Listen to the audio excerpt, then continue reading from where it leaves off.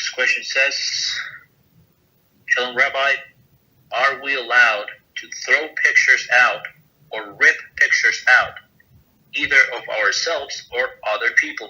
Thank you, Rabbi. Yeah, there is no problem. No problem whatsoever. So I know what the person is talking about. In some culture, there's a bad sign if they take if they rip the picture. And I remember like long time ago,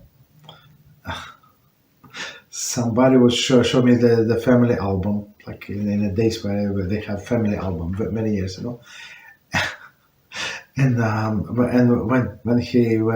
when we got to some period of time in this album, so many pictures were carved out. So they looks like he had this aunt and she divorced with his uncle. So they cut uncle out, maybe cut it and burn it. I don't know.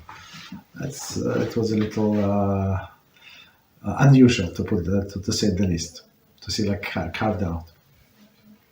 Okay, but there is no problem. There is no holiness in the picture. If it's, I would say, if it's a picture of the tzaddik, I would not rip it. So if it's possible to put in a gniza, it would be preferable. But our pictures, there is no problem.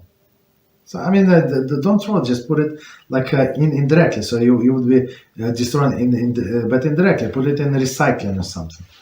That's it. So.